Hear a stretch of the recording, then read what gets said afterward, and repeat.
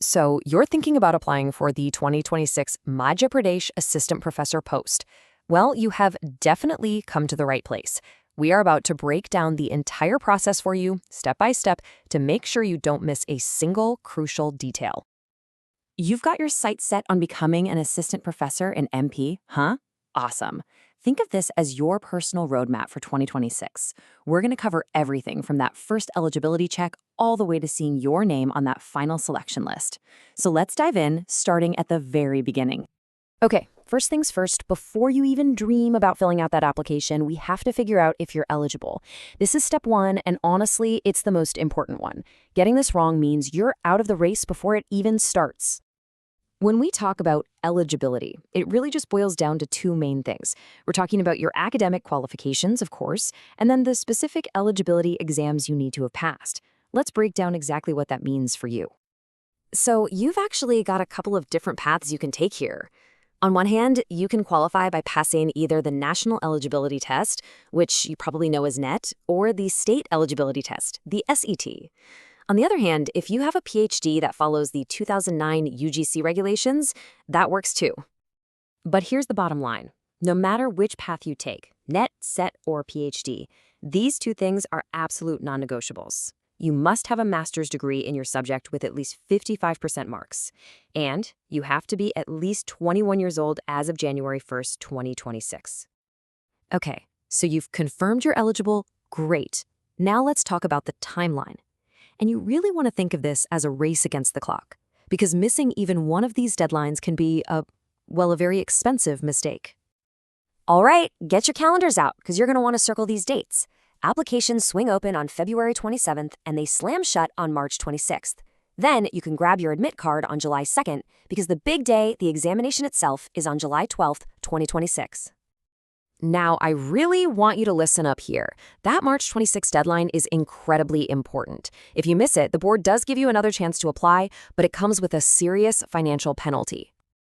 If you miss that first deadline and applying anytime up until April 20th, you're looking at a 3,000 rupee penalty.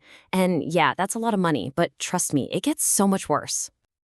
Okay, prepare yourself for this one. The cost of waiting until that final late window, which closes on June 17th, is just staggering. The penalty skyrockets to 25,000 rupees.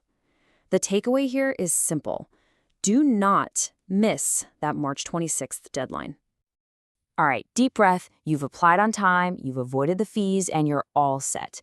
So let's shift our focus now to the main event itself, the examination. What can you actually expect on test day? Here's a quick snapshot of the exam.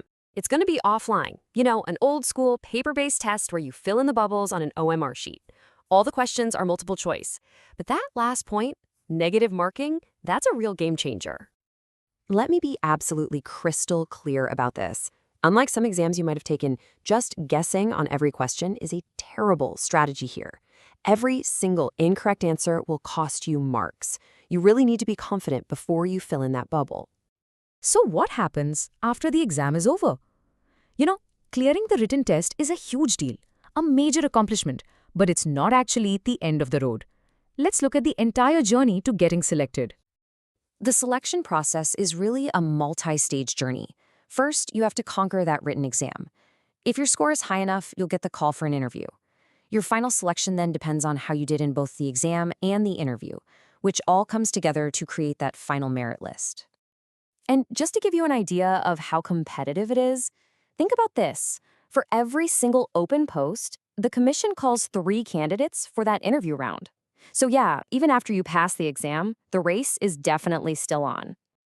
Okay, before we wrap this up, I want to go over a few final but absolutely crucial rules of the road. These are the little details that can trip up even the smartest, most prepared candidates, so let's make sure you're not one of them.